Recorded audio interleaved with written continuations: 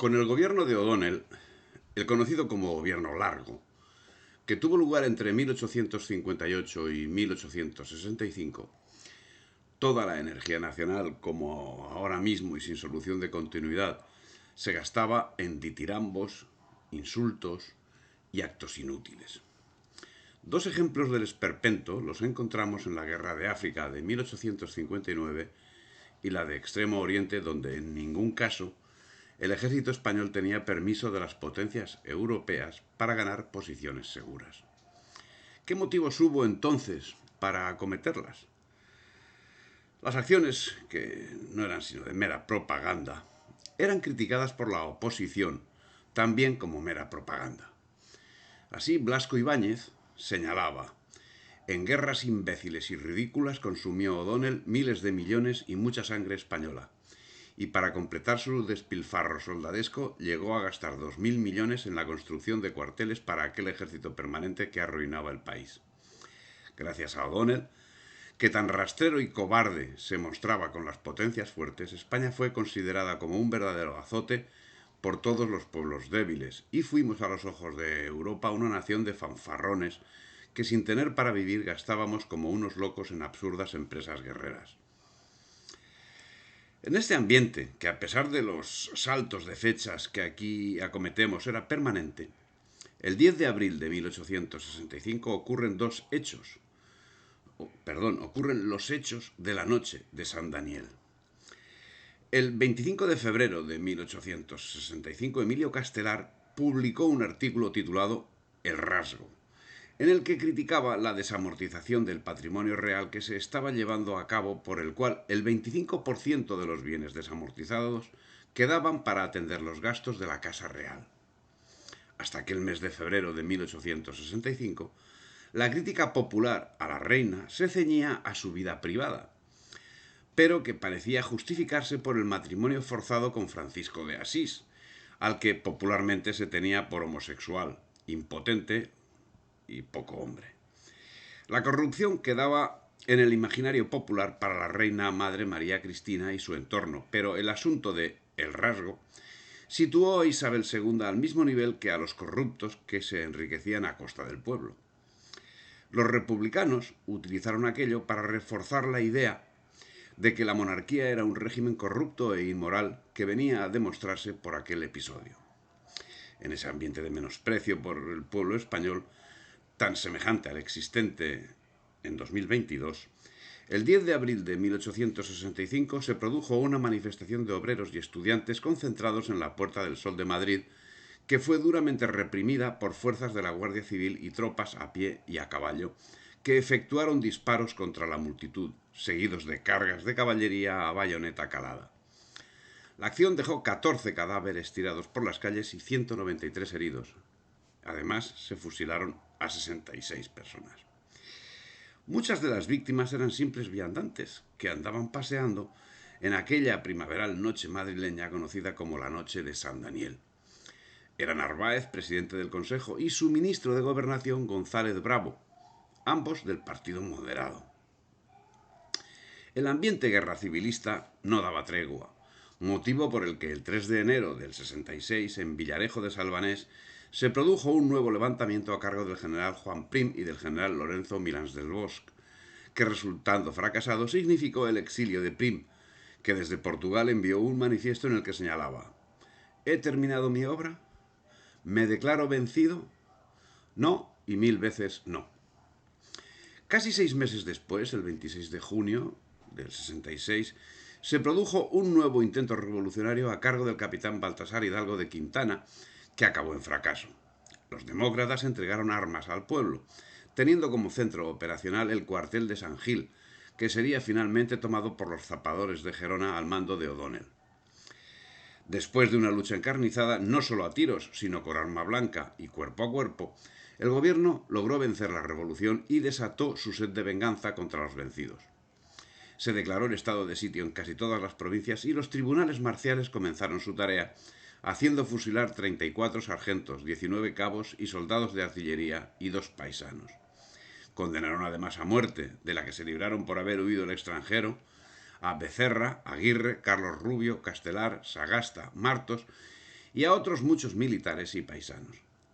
Cuando comenzó la represión, anunció la reina a su gobierno que había de negarse terminantemente a firmar ningún indulto. Finalmente, el indulto llegó el día 8 y libró de ser fusilados a 118 infelices. 2 años largos sin asonadas de envergadura pasarían hasta que el 18 de septiembre de 1868 sucediesen los acontecimientos de La Gloriosa, a cargo del general Juan Prim, el general Francisco Serrano y Domínguez, el comandante Juan Bautista Topete y el general Francisco Serrano Bedoya. Y esos 2 años sin asonadas se caracterizaron por una grave crisis económica, financiera, agraria e industrial, ante las que el deterioro del sistema político monárquico no era más que una triste compañía. Los acontecimientos indicaban que algo debía ocurrir, dado que el clima político y social contra Isabel II venía siendo creciente, ante lo que los moderados aplicaban una dura represión, desde la supresión de las garantías constitucionales hasta los fusilamientos sumarios. Se reclamaba libertad y soberanía, separación de la Iglesia y el Estado, supresión de las quintas, sufragio universal masculino, abolición del impuesto de consumo, elecciones a cortes constituyentes, y los sectores más radicales reclamaban el reparto de la propiedad y la proclamación de la República. Consecuencia de esta inestabilidad fue el pronunciamiento militar del 18 de septiembre de 1868 en Cádiz, conocido como La Gloriosa, a la limón de la sublevación de Cádiz. En las principales ciudades y auspiciado por el Partido Democrático de Pi Margall, se constituyeron juntas revolucionarias defensoras de los intereses burgueses que asumieron el poder en contra del gobierno en una clara muestra de lo que el movimiento cantonalista plasmará 5 años después y que acabarán siendo suprimidas por la acción del nuevo gobierno. El 19 de septiembre de 1868, los generales Topete y Serrano proclamaron en Cádiz el manifiesto de España con honra, que se inicia declarando la desobediencia al gobierno y manifestando su resolución de no deponer las armas hasta que la nación recupere su soberanía. En este momento, todas las corrientes políticas se dieron prisa por agenciarse apoyo en la isla.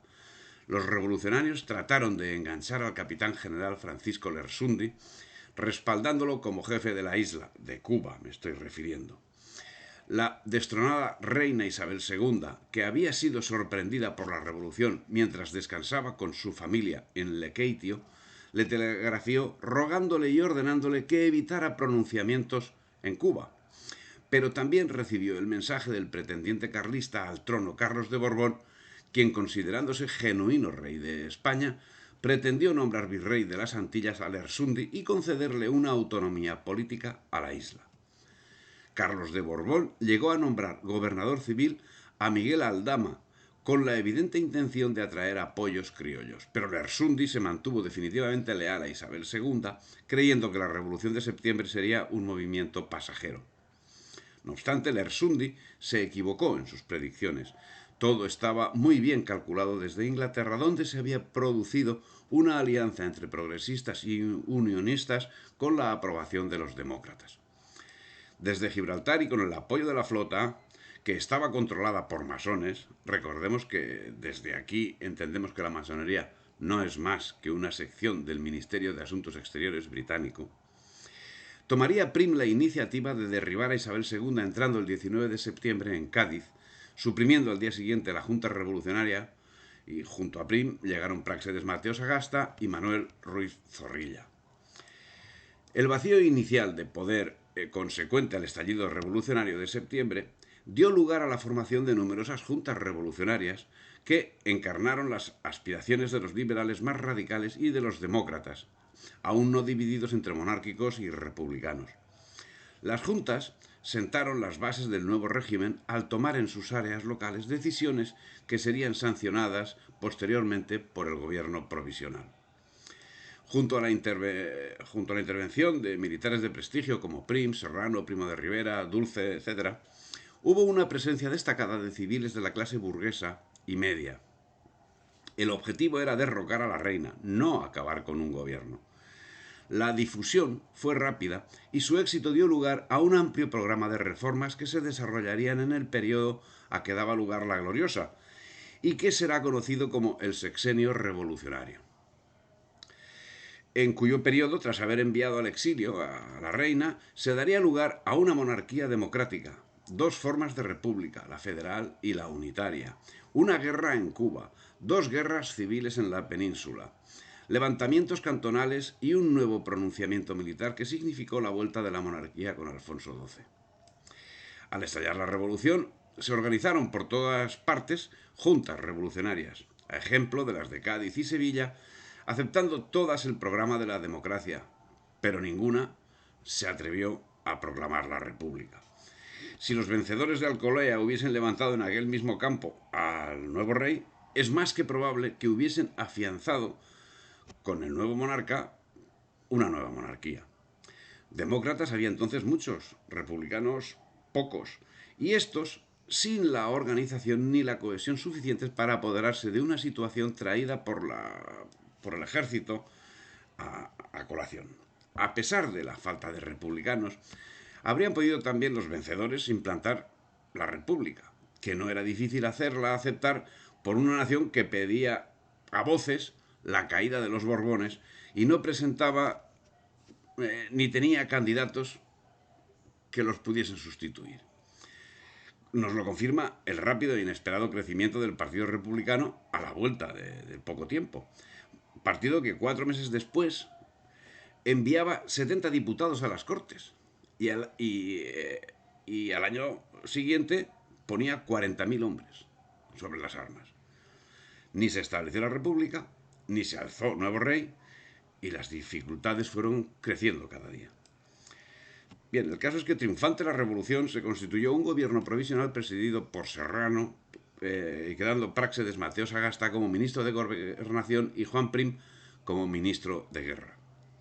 El 13 de octubre, la Junta Superior del Gobierno de Madrid pidió al gobierno provisional que se hicieran elecciones municipales por sufragio universal, pero las juntas locales que habían manifestado su voluntad de existencia serían suprimidas por decreto el día 21 de octubre, si bien ya el día 20 se habían disuelto algunas, como por ejemplo las de Madrid, Gijón, Avilés, Aranjuez, etc.